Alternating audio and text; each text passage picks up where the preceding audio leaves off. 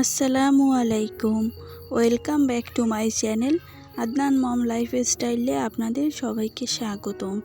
আশা করছি আমার আজকের ভিডিওটি যে যেখান থেকে দেখছেন সবাই আল্লাহর রহমতে ভালো এবং সুস্থ আছেন। আলহামদুলিল্লাহ, আমিও আমার পরিবারকে নিয়ে আল্লাহর রহমতে এবং আপনাদের সকলের দোয়ায় ভালো এবং সুস্থ আছি। বরাবরের মতো নতুন আরও একটা ভিডিও নিয়ে আপনাদের মাঝে এসে পড়েছি। আশা করছি আমার আজকের ভিডিওটি আপনাদের কাছে একটু হলেও ভালো লাগবে। অন্যান্য দিনেরগুলোর থেকে কিন্তু রমজান মাসের দিনগুলো একটু ব্যতিক্রম হয়ে থাকে, মানে কাজের ধরনটা একটু অন্যরকম হয়ে থাকে। কারণ যেহেতু দুপুরে খাওয়া দাওয়ার কোনো ঝামেলা নেই, তবে সব ঝামেলা কিন্তু দেখা যায় বিকেলে পড়ে। কারণ বিকেলবেলা রান্না, তারপর ইফতারি রেডি করা, নানান ঝামেলা থাকে। আর বাচ্চা যাদের আছে ছোট বাসায়, তাদের তো কথাই নেই, বাচ্চাদেরও সামলাতে হয় সাথে সাথে। তবে বিকেলে রান্নার চাপটা একটু কমানো যায় যদি সকাল থেকে কাজ শুরু করা যায় তাহলে। যেমন রান্নার আজকে যা রান্না করব সেগুলো যদি আমরা দুপুরের দিকে রেডি করে রেখে দেই, একসাথে বিকেলে রান্না বসালে তখন আর বেশি ঝামেলা পোহাতে হয় না। তো এই ভিডিওটাও কিন্তু আমি সকাল থেকে শুরু করেছি।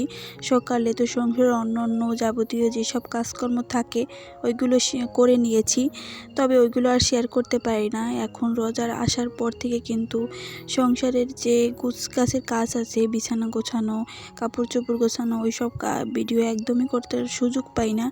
কারণ এই যে এখন খুব বেশি ব্যস্ত থাকি, সংসারে যাবতীয় যে সমস্ত কাজকর্ম থাকে টুকিটাকি ওইগুলো আমি অফ ক্যামেরায় করে নিয়েছি। আর এখন যেটা রেডি করছি, আজকে দুপুরে বলতে বিকেলের দিকে সেহরির জন্য যে রান্না করব, আজকে মুরগির মাংস রান্না করব।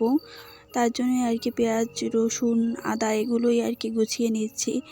ওই যে গত এক ভিডিওতে কিন্তু আমি বলেছি যে এবার কিন্তু আমি রোজার আগে বাড়িতে ছিলাম, গ্রামের বাড়িতে, তাই আর কোনো কিছুই গোছাতে পারি নাই।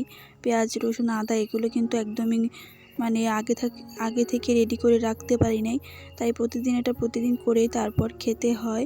আর এখানে আমি রসুন ছিলে নিয়েছি, তারপর আস্তে আস্তে আদা, তারপর রসুন, পেঁয়াজ, আলু এগুলো আর কি গুছিয়ে নেব।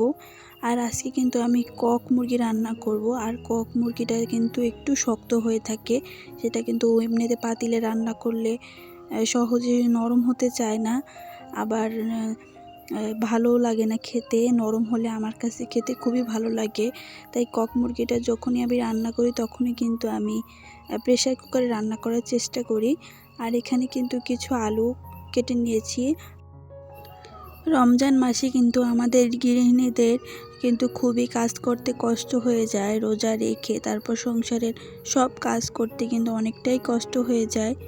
তবে রমজান মাসে কিন্তু আমাদের প্রতি আল্লাহ তাআলার অনেক বড় রহমত থাকে।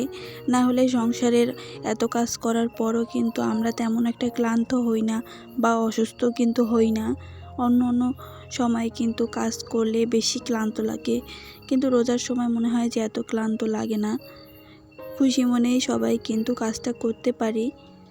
তবে আমাদের আশেপাশের মানুষগুলো যদি আমাদেরকে একটু সাহায্য করে বা আমাদের কাজে একটু মানে হেল্প করে তাহলে কিন্তু আমাদের অনেক উপকার হয়। যেমন আফনানের বাবা, সে কিন্তু আমাকে খুব বেশি সাহায্য করে কাজে। যেমন আমি রান্নাটা করি, সে ইফতার গুছায়, ইফতারটা সেই প্রতিদিন রেডি করে। আবার মাঝে মাঝে কিন্তু সেও রান্নার কাজে অনেক বেশি হেল্প করে, তাতে কিন্তু মানে আমার অনেক উপকার হয়। আজকের সব ইফতারও কিন্তু সেই রেডি করেছে। আর রান্নার ফাঁকে ফাঁকে এসে আমিও আবার একটু মানে এখানে দেখছি কি করছে আর একটু গুছিয়ে দিচ্ছি। তো রোজার দিনে কিন্তু যাই রান্না করি তাই কিন্তু থেকে যায়, তেমন একটা খাওয়া হয় না। যতই কম করে রান্না করি না কেন মনে হয় যেন বেশিই হয়ে যাচ্ছে, আর তেমন একটা খাওয়াও হয় না। তাই প্রতিদিনই এক রকমের একটা তরকারি রান্না করি।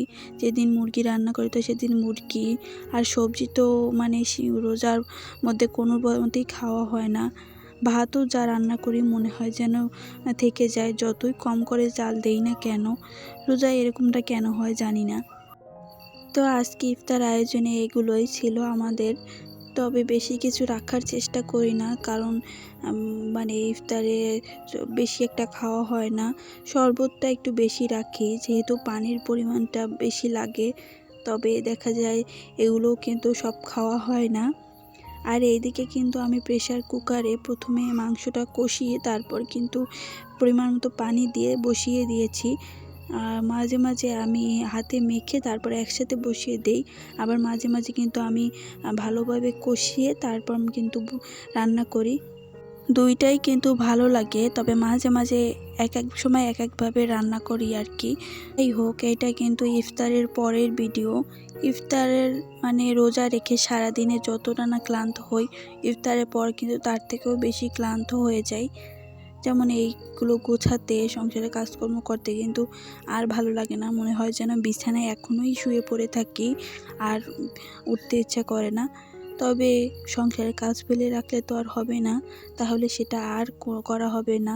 একসাথে অনেক কাজ জমে গেলে সেই কাজটা কিন্তু করতে কষ্ট হয়, আর যখন কম থাকে তখনই করে ফেলা ভালো। এজন্য যতই কষ্ট হোক না কেন সব গুছিয়ে রাখি। তবে মাঝে মাঝে আছে বেশি খারাপ লাগলে তখন কিন্তু রেখে দেই, পরে করি। তো এইটা কিন্তু 9টার দিকের ভিডিও মনে হয়, সময়টা মনে নেই। তো একটু চা খেয়ে নিচ্ছি।